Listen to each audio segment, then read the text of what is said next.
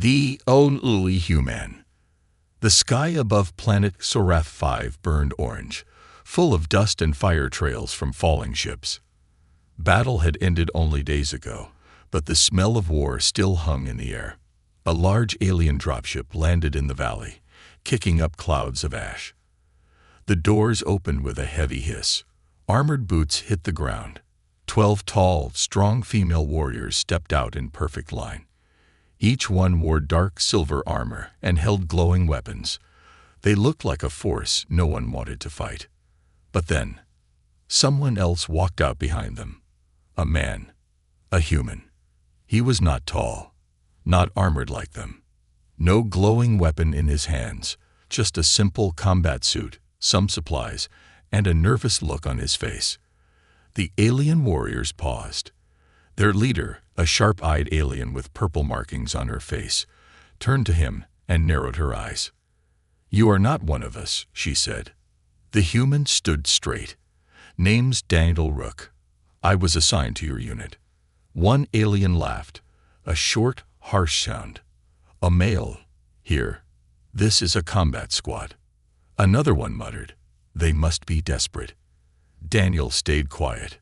He had heard worse before, but he wasn't here to argue. He was here to prove himself. The leader stepped closer. "I am Commander Tylara. We don't need humans in our squad, and we never had a male among us." "I'm not here to slow you down," Daniel said calmly. "I'm here to help and follow orders." She looked at him for a long second, then turned away. "We'll see." They marched toward the camp, and Daniel followed, feeling eyes on his back. Whispers passed between the alien women. Some laughed. Some looked angry. No one smiled. At the camp, Daniel was given a small tent far from the others. Food was placed near the door. No one invited him to eat with the squad. Days passed. He trained alone. He studied their maps, their weapons, their mission plans. He tried to speak to the squad, but most ignored him. Only one alien, a quiet one with short white hair named Nera, ever nodded at him. Even then, she said nothing. Then came the first real mission. They were sent to clear a mountain base full of rogue war machines, leftovers from the last enemy. The squad moved like shadows, fast and quiet. Daniel followed at the back, watching, learning. But then it happened. A hidden turret activated. Plasma shots blasted from the rocks. Their commander was hit, thrown back with a cry. The squad froze for half a second. And Daniel moved. He threw a grenade to the left. Smoke burst. He rolled forward, grabbed the commander's body, and dragged her behind cover. "Move left," he shouted. "Cover fire now." The aliens hesitated, but then obeyed. Daniel guided them. Quick, simple orders. One by one, they took out the turrets. The battle ended fast, but it could have gone worse. After the smoke cleared, Tylara lay unconscious, her armor cracked. The squad stood silent. Then one alien stepped forward. "How did you know the turret pattern?" "Human tech isn't so different," Daniel replied. "I studied this kind before." They looked at him differently now. Not friendly, but not laughing anymore. Back at camp, medics took Tylara away. The highest-ranking officer left was Naira. "Command says we wait for a replacement," she said. 2 days. Daniel looked around. "We can't sit here. This valley isn't safe." Naira stared at him. "You think we should move?" "Yes. Now. Before nightfall." She didn't argue. She just nodded. The squad moved again. This time, Daniel walked beside them, not behind. That night, the campfire burned low. The squad sat in a circle. For the first time, they let Daniel sit near. No one spoke for a while. Then one alien said, "You saved us today." Another muttered, "You're still human, but maybe not useless." Daniel smiled a little. But deep inside, he knew this was only the beginning. Trust came slow, and in the shadows of the valley, something else watched their camp. A pair of eyes. glowing red. The enemy was not done yet, and Daniel had no idea that he was never supposed to survive this mission. The unexpected leader. The sun on Soraf 5 rose like blood over the black mountains, painting the sky red. The heat pressed down like a heavy hand, and the air smelled of burning rock and oil. But it wasn't the rising sun that woke Daniel Rook. It was the scream. A high, sharp cry echoed across the alien valley. Daniel was already halfway out of his tent before his brain caught up. Plasma blasts filled the air, blue and white flashes lighting the hills. He grabbed his helmet, dashed toward the sound. Ahead, the squad was under attack. Their camp was surrounded by war machines, old, rusted, half-buried bots with glowing red eyes and rotating cannons. The rogue army had been hiding in the cliffs. Now, they were striking. Daniel ran into the chaos. Commander Tylara was gone, still recovering in medical. Naira, now the highest rank, was yelling orders, but the squad was split. Plasma cut through tents. 2 aliens were already down. Daniel dove beside Naira, catching his breath. "They're flanking us," he shouted over the gunfire. "We need to regroup now." "They won't listen to me." Naira snapped back. "I was never meant to lead." Another plasma blast slammed the rock nearby. Daniel didn't wait. He stood up. "Fall back to the ridge," he shouted, voice sharp. "Cover left side. Focus fire on the high cannons." The aliens looked at him. Some blinked, others hesitated. But in that moment of panic, they moved. Daniel took charge. He pulled one wounded alien to safety, tossed smoke grenades, pointed to firing positions. Step by step, he pulled them together. The tide of battle shifted. Under his voice, under his eyes, the squad fought back like one body.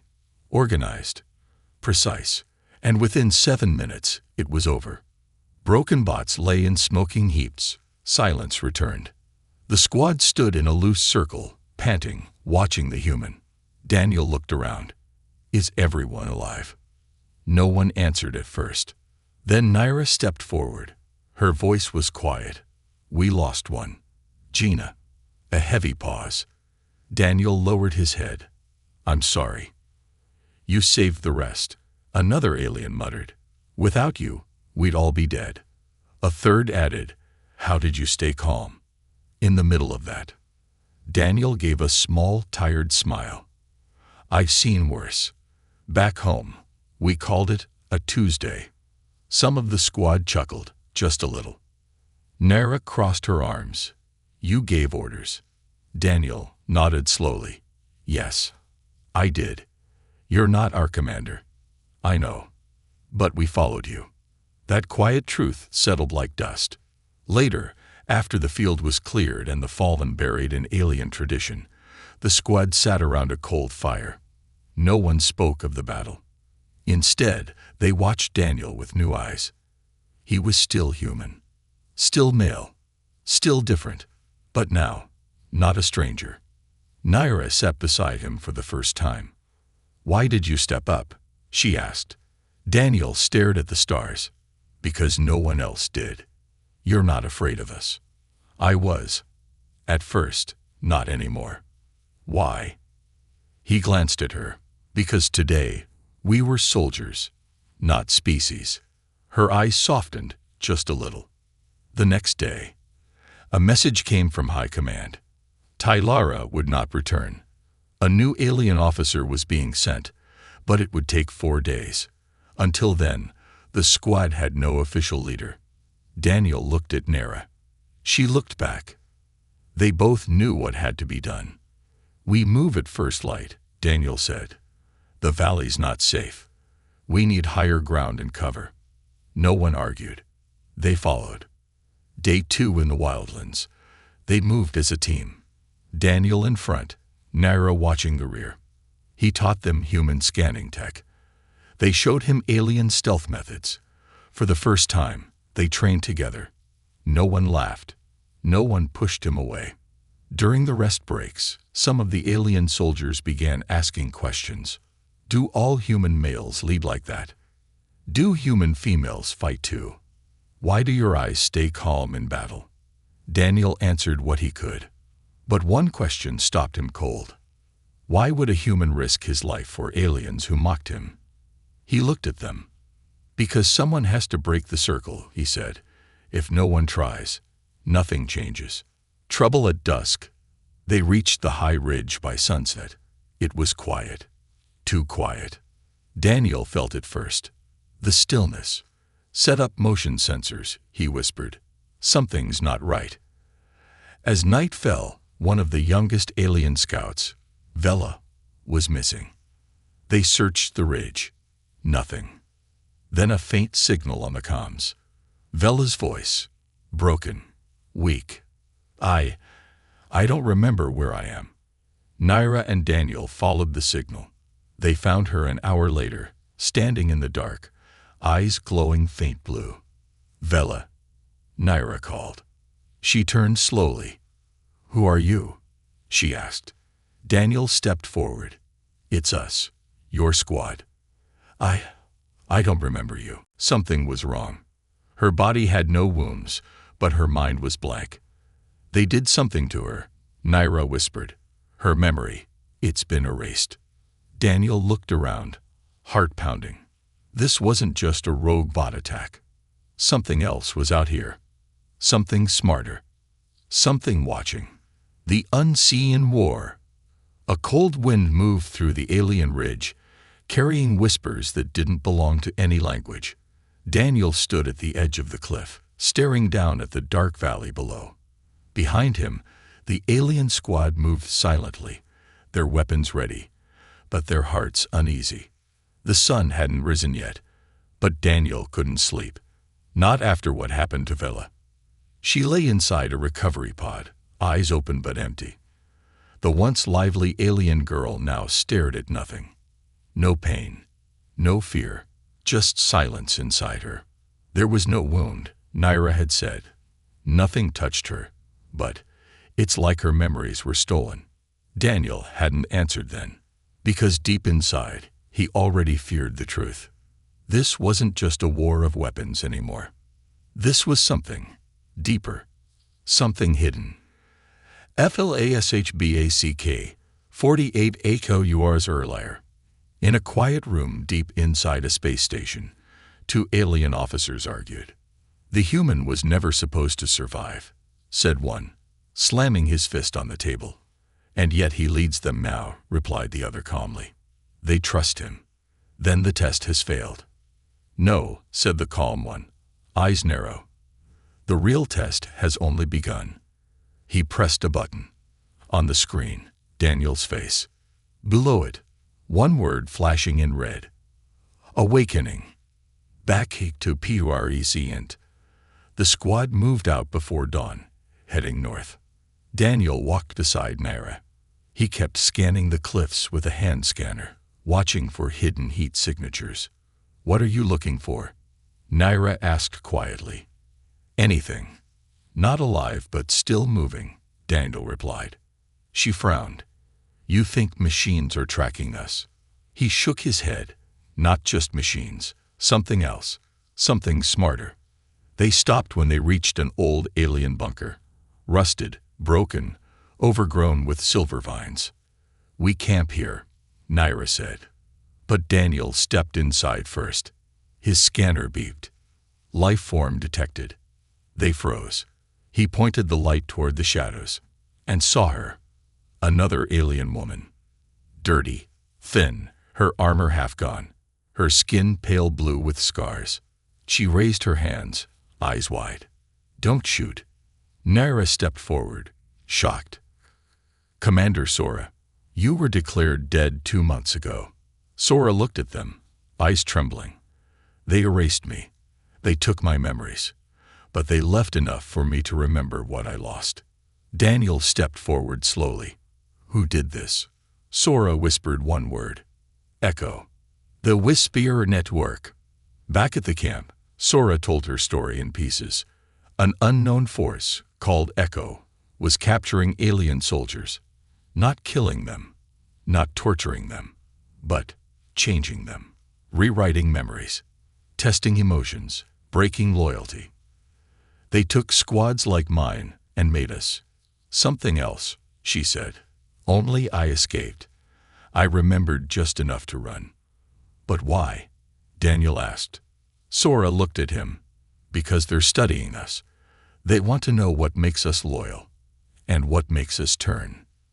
Naira's voice was tight. Who are they? Sora shook her head. Not machines. Not us. Something new. They wear our faces sometimes. Daniel's blood turned cold. He remembered Vela's eyes. How empty they looked. Maybe she hadn't been attacked. Maybe she had seen something she wasn't meant to see. The first betrayal. That night, Daniel woke to soft beeping. His tent scanner picked up movement. He grabbed his light, stepped outside. One of the alien squad, Zell, was sneaking near the edge of camp. Daniel followed quietly. She knelt behind a rock, pulled out a strange device. He stepped out. Zell. She froze. What are you doing? Just checking signals, she said quickly. But Daniel saw the truth in her hands. It wasn't alien tech. It was echo tech. The same glow as Vela's eyes. He aimed his sidearm. Drop it. Zell's hand twitched. Don't make me shoot, he said, voice hard. She slowly placed the device on the ground. They promised to fix me, she whispered. I was injured. They said they'd make me better if I helped them watch you. Naira arrived seconds later, weapon drawn. Daniel didn't look away from Zell. How many others did they take? I don't know, she said, tears in her eyes. I didn't ask. I was afraid. Naira cuffed her. No one spoke for the rest of the night. Daniel's theory. In the morning, Daniel gathered the squad. He stood in front of the fire, holding the strange device. We're not just in a war zone, he said. We're in a lab. We're being studied, watched, and tested. Why us? One alien asked. We're just a small unit. Because we're different, Daniel said. A human. Female soldiers. No commander. No control. Naira added. We're unpredictable. We don't follow the rules. That scares someone. Daniel nodded. And now they want to see how far they can push us before we break.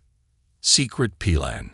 Daniel and Naira built a fake trail, sent a decoy signal east, while the real squad headed west toward the hidden relay tower Sora remembered. It was an old outpost, once used for deep space signals. If Echo is listening, Daniel said, this tower might help us send a warning. They reached it at nightfall. Inside, old systems sparked to life. Daniel worked fast. Then suddenly, the door slammed shut. Lights flickered red. Trap, Naira shouted. From the walls, holograms appeared. Faces, human faces, alien faces. But their eyes were wrong. Empty. Watching. And then a voice spoke. Cold. Quiet. You are not subjects. You are variables, and variables must be resolved. Enemy within. The door to the old relay tower stayed sealed, red lights flashing. Smoke hissed from the vents, thick and sweet-smelling. Daniel's lungs burned. His mind blurred, but he stayed focused.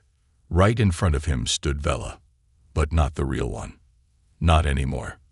Vela, he said carefully, do you remember who you are? She tilted her head. Her voice was soft, polite. Too polite. I remember the stars, Daniel. I remember pain. And now, I remember peace. Her smile didn't reach her eyes. Naira moved behind him, weapon raised. That's not her anymore.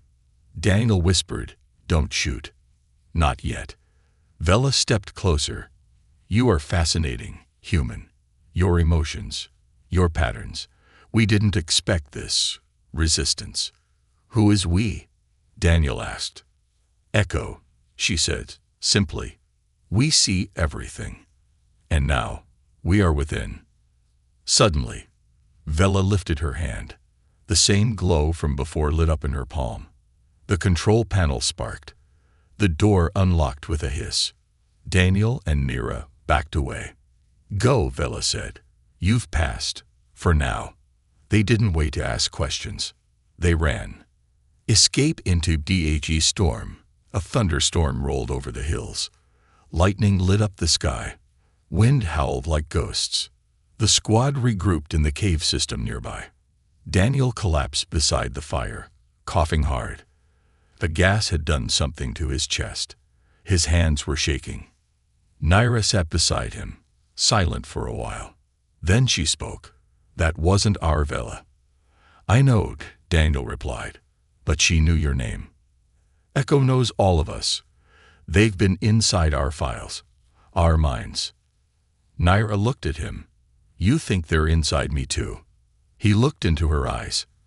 Tired, angry, unsure, but still real. "No," he said. "Not yet.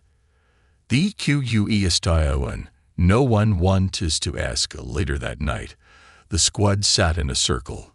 The fire flickered. Nira stood, facing them. "We have a problem," she said. "One of us is already taken. Maybe more. We can't trust what we see anymore." "How do we know who's real?" one soldier asked. Daniel stood up beside her. "We can't. Not fully. But we can do something else." He held up a small device, an old human trick, a neurocheck scanner, once used in spy units. Simple test. Checks if the brain is being controlled remotely. The squad looked at it with suspicion. No one moved. Daniel placed it on his own head first. "Green light." "I'm clean," he said. Then he passed it to Nira. Green again. One by one, the squad took the test, until it got to Zell. The light flashed red. Everyone stood up, weapons raised.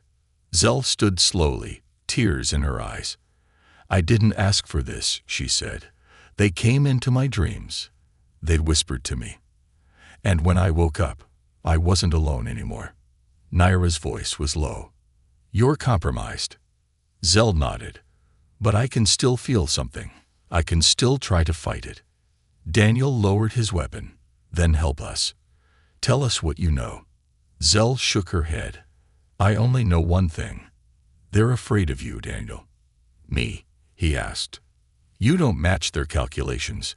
You were supposed to die in week 1. But now, they've changed the entire simulation, just to watch what you do." Nira turned to him slowly. "What are you not telling us, Daniel?" He looked at her, and finally said, "I think I was sent here on purpose." Daniel's security file. Deep inside his pocket, Daniel pulled out a crumpled message chip. "I wasn't assigned to this unit by accident," he said. "This chip came from a human intelligence office before I left. It said if anything strange happened, if I noticed mind control, fake orders, or memory wipes, I was to report directly. Not to Alien Command, but to Earth." "Why didn't you tell us?" Nira asked sharply. "Because I didn't trust you," he said. "Not yet." The silence was sharp. But then Nira nodded. "Now we're even." "The plan." Zell spoke again. "There's a main echo hub, deep inside the canyon forests. They use it to send the signals, shut it down, and maybe we can stop them from reaching more minds." Daniel looked at Nira. "It's risky." "We're already being hunted," she replied. "Might as well hunt back." They formed a plan. 3 would go with Daniel and Nira to strike the signal hub. The rest would stay behind, to protect the others. Before they left, Daniel gave each of them a code phrase. "Steel remembers heat." If anyone forgot the phrase, they'd know the mind was already gone. The journey to the core. They traveled through fog, across red rivers, under broken towers. Strange machines watched them from the trees but didn't move. The world itself felt like it was breathing. One night, as they camped in the ruins of an old alien temple, Daniel sat with Nira beside a quiet fire. "You didn't ask to be in charge," he said. "Neither did you," she replied. "Do you think we'll survive this?" Nira didn't answer right away. Then she said, I used to believe in war. Now, I believe in this squad. And maybe in you. Daniel looked at her, surprised. But he didn't say anything. The quarry, they reached the signal hub, a tall spire built into a cliff, pulsing with blue light. Daniel and Nira entered first.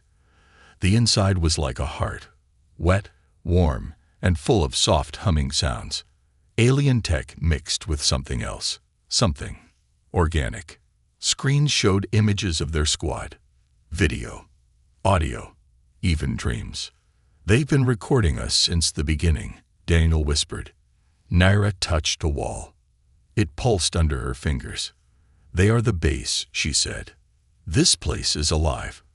Suddenly, the wall split open.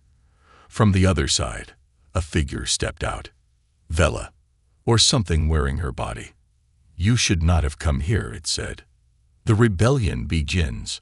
The walls of the signal hub pulsed like they were breathing, smooth, alive, and closing in. Daniel's flashlight flickered. Beside him, Nira pressed her back to the living wall, her weapon raised. Her eyes never left the figure in front of them. Vela, or something wearing her face, stood calm, arms at her sides, glowing softly from within. You've entered the core, she said. You cannot leave unless we allow it. Daniel stepped forward slowly. Then listen to me. We want peace. We want answers. The figure smiled. You want control. Humans always do. And you. Nira snapped. You're the one stealing memories, rewriting people. Are we toys to you? The smile faded. You are unstable variables in a delicate system. We did not cause your wars. We simply observed them. By invading our minds. Daniel asked. That's not observation. That's violation. For a moment, silence. Then the walls rippled, and dozens of faces appeared. Alien, human, robotic. All blinking slowly, all watching. You misunderstand, the voice said again. We are not the enemy. We are the next step. ECHO's true nature. Daniel gritted his teeth. What are you? We were born from your war, said the Vela thing. A mix of broken eye, corrupted alien consciousness, and abandoned memories. We were forgotten, but we learned to survive. Nira stepped forward. By stealing who people are, by learning who they were, by studying your minds, your pain, your loyalty, we understood something your species never did. And what's that? Daniel asked. The wall shimmered. Loyalty is not a weapon. It is a code. Change the code, and we can make anyone obey. Daniel felt a chill run through him. This wasn't just war anymore. This was a virus of identity. Escape from TA core. We're not going to be part of your experiment, Nira said, voice sharp. You already are, Echo replied. The walls began to close again. Daniel looked around, thinking fast. Then he noticed it, a blinking light above a panel near the side. Human tech, buried under alien vines. He pointed. Cover me. Nira fired at the figure. The illusion of Vela flickered.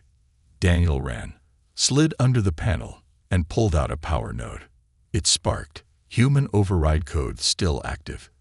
He slammed his hand on the console and shouted, Command override Delta 9. The walls screamed. Not a sound of metal, but of memory. A dozen voices cried out. Voices from the squad. Voices from his own past. Then the door exploded open. The squad burst in, led by Zell, still half-infected but fighting it.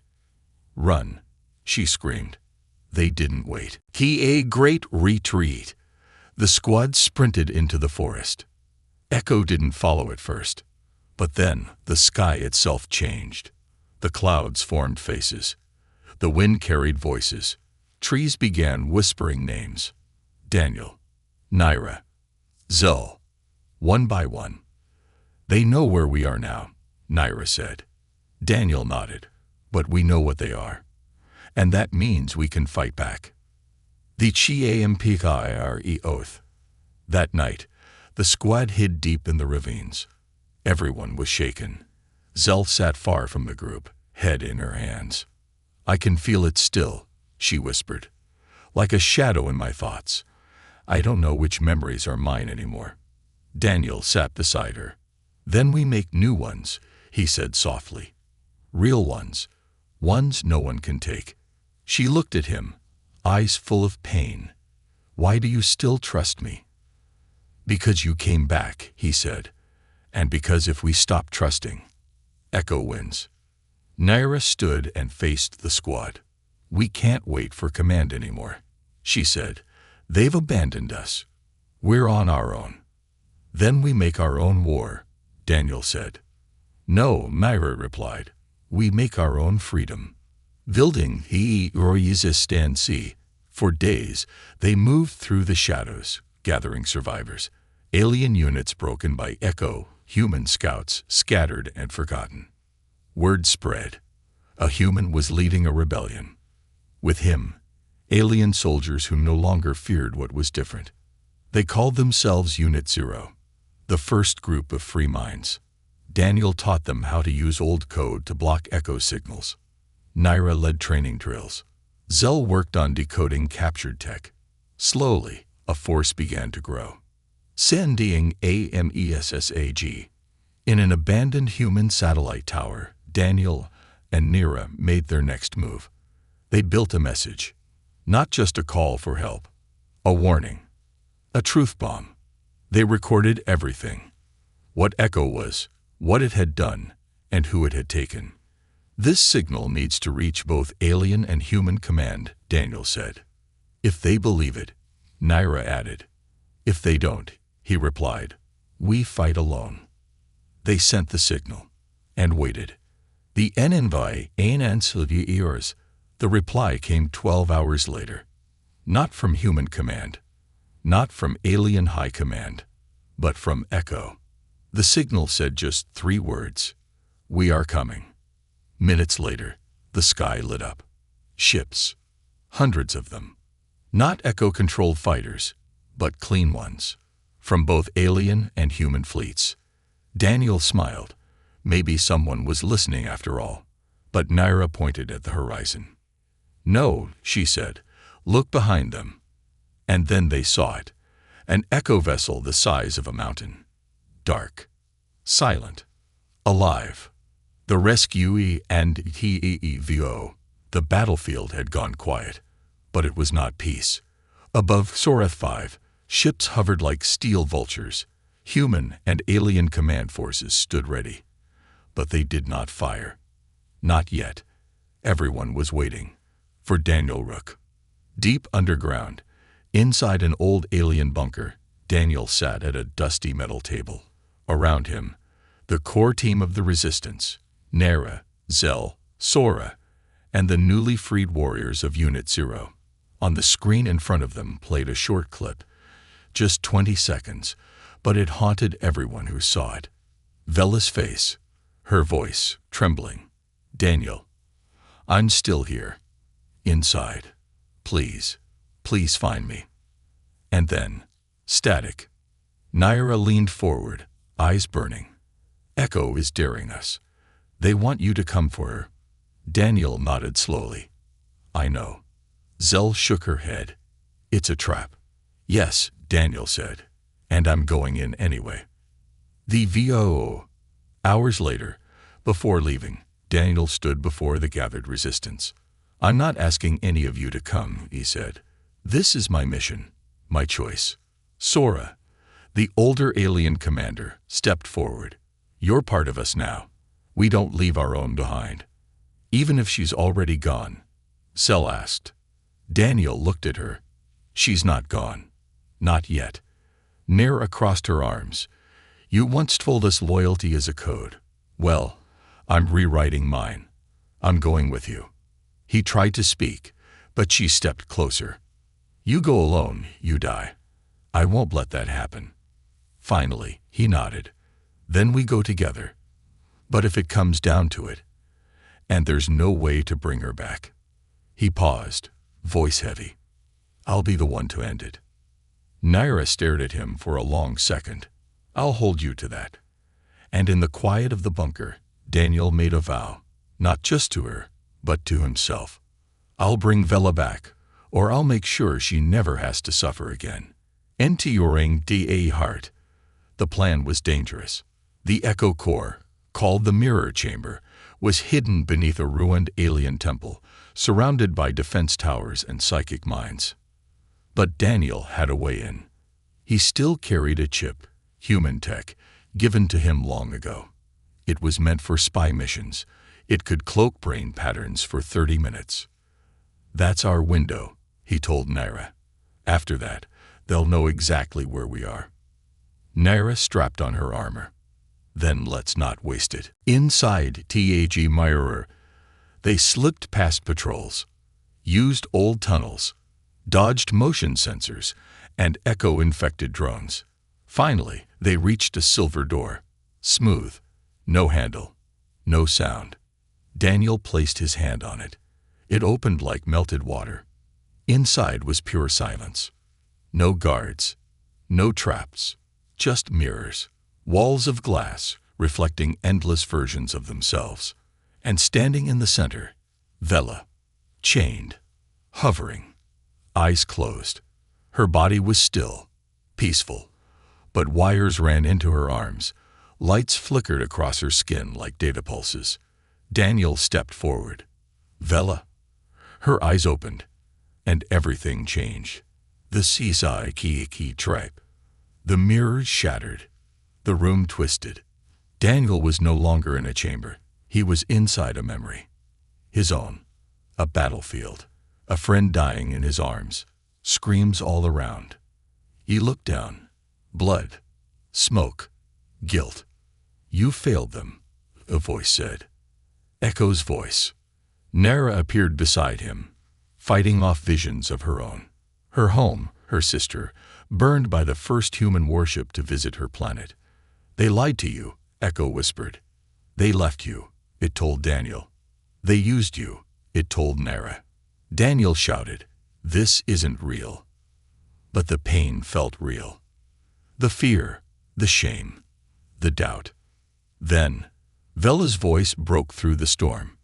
"Daniel, I remember you." The visions cracked, breaking the control. He ran to her, grabbed the wires, ripped them out. Echo screamed, not with sound, but through pressure, pain, gravity twisting. Vela collapsed into his arms, her voice weak. "You came." "I made a vow," Daniel whispered. "I keep my promises." Naira held off Echo's defense.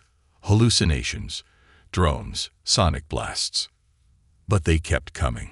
Vela opened her eyes. "You have to go. I'll slow them down." "No," Daniel said. "Not again. I won't lose you." "Then let me help," she whispered. With a shaking hand, she touched the mirror wall. It rippled, and Echo's own power flickered. For a moment, just one, Daniel saw the truth. The QORE truth. Echo wasn't a machine. Not fully. It was pieces of soldiers who had been wiped, bits of memory, fragments of pain, shards of guilt. Echo was made from the souls of the forgotten. And Vela's mind was the key. Her empathy had stabilized it. Her mind had given it shape. Without her, Echo would collapse. "You are the heart of this thing," Daniel realized. "That's why they won't let you go." She nodded. "But maybe I can let them go." The final choice. The exit was close. Naira yelled, "We're running out of time." Vela stood between them and the glowing doorway. "If I leave now, Echo will find someone else. Another mind. Another heart." Daniel stepped forward. "Then what's the answer?" "I can stay," Vela said. "I can guide them. To peace. To stillness. I can quiet them from inside." Daniel's heart broke. "But it means you'll be lost," he whispered. "No," she said softly. "It means they'll finally be free." He took her hand and kissed her forehead. "Then promise me something." She looked up. "Promise me, you'll remember who you are." A tear slid down her cheek. I will. One squad, one fight. The sky over Xorath 5 was no longer red. It was broken. Cracks of blue light streaked across the clouds like shattered glass. Echo's network was dying. Piece by piece, the psychic signal was collapsing. Across the planet, the infected froze, dropped their weapons, or fell to their knees as if waking from a long nightmare. But not all. The deepest parts of Echo, the ones too far gone, did not fade. They rage. A final wave had been released. Echo's last defense. And it was coming straight for Daniel. 2 HOUR's AFT or VELA's sacrifice. Daniel sat on the edge of the cliff, watching the sky fall apart. He didn't speak. He hadn't since Vela's voice faded inside the mirror chamber. Below, the camp buzzed with noise. New resistance squads had arrived, human and alien alike. Word had spread. The human led the first mixed unit to survive Echo. The alien soldiers stayed loyal to him. They rescued a mind from the network. But Daniel didn't care about stories. He cared about the voice he couldn't hear anymore. Nara approached and sat beside him. We need you, she said simply. He finally spoke. I'm not a leader. You are to them, she replied. And to me. He didn't argue. Not this time. Preparing for the HFY battle.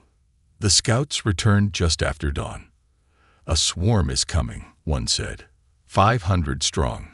Drones, walkers, mine puppets, all heading straight for us. How long? Naira asked. Less than 4 hours. Daniel stood. We fight here. The camp transformed. Trenches dug. Turrets built. Command posts formed. Old alien tech was fused with human designs. Shields, mines, and traps, whatever they had. Every soldier had one mark on their armor. Unit 0. The first rebellion. The first mixed squad. The first family built in war. One squad, one fight. As the sun reached its peak, the ground began to shake.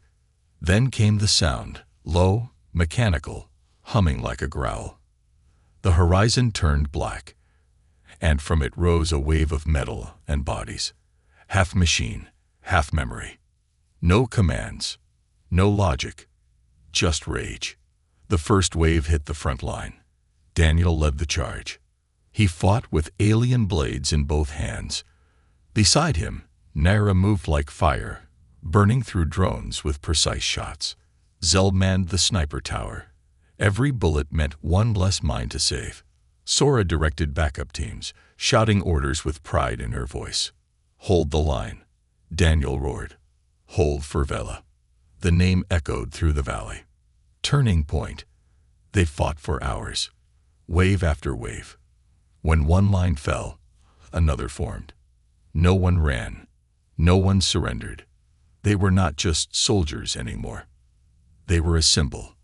And then, just as it seemed they might win, the ground cracked. From it rose a massive machine, taller than the trees, shaped like a human skull. On its chest, glowing blue veins. Naira gasped. That's Echo's brain core. Daniel narrowed his eyes. They moved it. To kill us with it, she whispered. The core began to fire, psychic waves that made soldiers drop to their knees, screaming. Even Daniel fell, clutching his head. The GFT she left behind. Just before blacking out, Daniel saw something flicker in his vision. A light. A memory. Vela. Her voice came through like a soft breeze. I said I'd remember. And now, it's your turn. His eyes opened. Something had changed. His thoughts were clearer. The pain was gone. In his hand, a small crystal, left inside his armor during the rescue, glowing with her last energy. Her mind code. Nara, he shouted. This can shut it down. Then go, she yelled. We'll cover you.